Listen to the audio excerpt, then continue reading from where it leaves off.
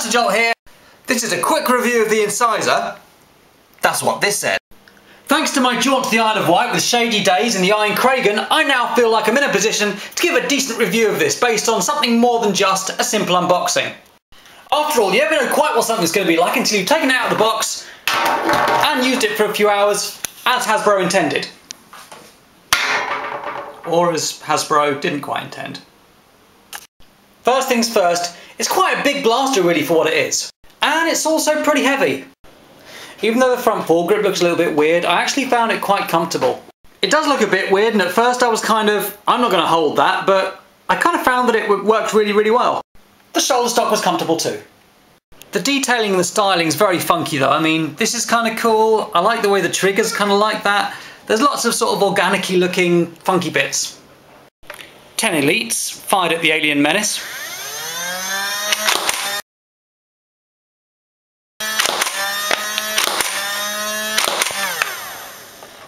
Okay, so only fired 9, but here's what we ended up with. 65, so that's a high of 59, a low of 56, and an average of 60. Rabon Britner found that there's only actually about 10, maybe 11 or 12 of these which you can actually get to in order to reload. And I definitely found that while this, and this look really funky, it does make life a little bit difficult in terms of reloading. Of course, you can just twist and then keep on loading, which kind of makes things, you know, not a problem, but it's just one of those things to bear in mind when you're actually going to war with the blaster. There isn't actually a lot of space to get your fingers in there to clear jams, even though in the whole 3 hours that I was warring with the blaster, I didn't have any, so hey. This is an incredibly fun blaster to war with, and it feels really, really macho while you're holding it, mostly because it's so heavy.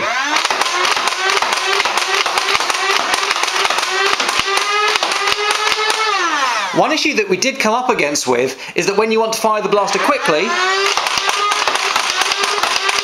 it has quite a long trigger draw, which simply means that when you want to kind of pump the trigger repeatedly, then not all of your darts are going to come out. It's not always going to rotate.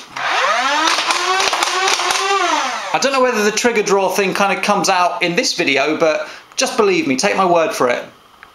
Here's the Chrono on 2 and 3 IMRs. 2 IMRs now on the Chrono, firing towards the Alien Menace thing. Had high of 131, blimey. We had a low of 74 and an average of 96, which actually for 2 IMRs isn't all that bad. I'm going to go for a third. So now with 3 IMRs. Love the smell of ozone in the morning. Probably bad for you to sniff ozone, so don't do it. Ended up with, so that was a high of 111, which kind of makes me think that that previous 130 whatever was a bit of a miss whatever. A low of 86 and an average of 97. Since the performance from the motors doesn't increase between 2 and 3 IMRs that much, you can probably assume that these are 2S motors. First comparison, the Fearless Fire, another 20 dart turret front loader. Same pose, same expression. The loadability issues suffered by the Incisor are not suffered by the Fearless Fire. Look at all of those open dart slots. 14 out of 20 easily loadable, as opposed to about maybe 11 or 12 easily loadable.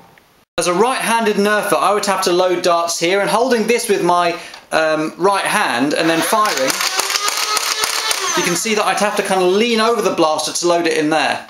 With the Fearless Fire, however, there's not such an issue because the blaster rotates inward. So to reload, I'm having to kind of lean across here. And so if I'm firing, I'm having to come across there to reload the blaster as I'm going.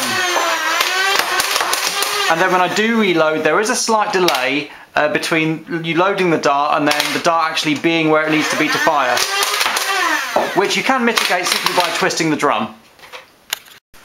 When I load the Fearless Fire, yep, like that, I'm loading from this side, which means it's a little bit easier to load up. Also in terms of customizability, the Fearless Fire has one tactical rail. This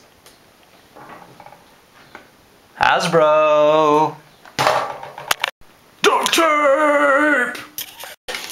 I think I've solved that problem though. Hasbro wish they'd thought of this. Seriously, there is nothing this can't do. In terms of size, there is a massive difference. This is a lot less bulky than the Incisor, which kind of makes me prefer this.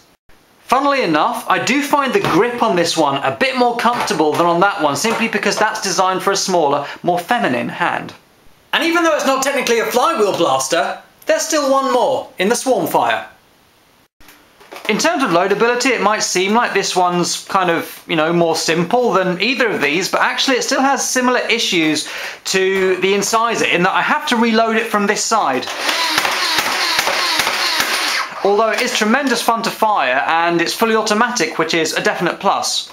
In terms of size, I've put the stock on it to compare because both of these have stocks which you can't remove, and it's definitely the longest. And even though it's not as bulky as that one, it is slightly bulkier, maybe ever so slightly, than the Fearless Fire. So, I don't know, if you want kind of a happy medium between feminine sleekness and masculine space badgerness, maybe this is the one for you. Obviously there's no jam door, so no comparison to be made. In terms of weight, the C batteries it runs on definitely makes it heavier than either of those two. So many batteries, so many! But with some IMRs in the tray, it does feel a lot lighter. Actually, probably, maybe even slightly lighter than that, which is kind of weird. 12 volts as opposed to 9, anyone?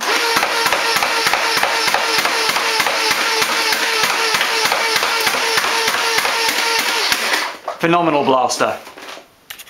The Swarmfire does, however, suffer from similar customizability issues to this guy, not having any tactical rails at all. Although that's nothing a bit of duct tape couldn't solve. Like and subscribe if you think Hasbro needs me in their R&D department. But the stock is removable, so maybe that's a plus point. Also, you can expect this Bly to fire more consistently than either of the other two because there's no rev up time. Another factor to consider is that during a war, even though you might start off with 20 darts in your drum, during a Nerf war it's kind of rare that you'll get a chance to reload more than 5 or 6 darts at a time in between engagements. And so, whilst having a 20 dart drum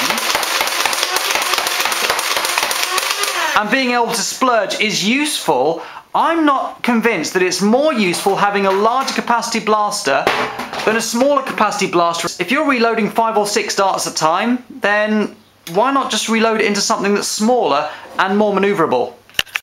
But if you look at where the triggers are in terms of the rest of the blaster, these two definitely seem to be more inefficiently designed in terms of space. Okay, fine, so efficiency in terms of space wasn't really a consideration here. This was meant to look more alien and menacing because that's just kind of, So my conclusion is this. For Space Badger manliness and coolness, this is definitely the blaster for you, if you're not bothered by the loadability issues and the long trigger draw. If you want sleek portability, I would definitely recommend the Fearless Fire though, and to be honest, this is probably my favourite blaster out of the three, simply because of its size. Although these two both feel very manly to wield. To be honest, if I had Barricade motors in this and a rewire, I think this might be my new favourite blaster. Even though the Barricade is like infinitely more customizable. Or is it? Seriously, Hasbro, come on. Hasbro wish they'd thought of this.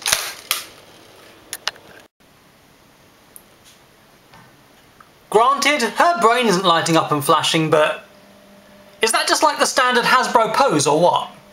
Big smile, trigger right hand, foregrip left. That's right, Mr. Alien, left hand foregrip, right hand trigger, and whoa. Never noticed that before.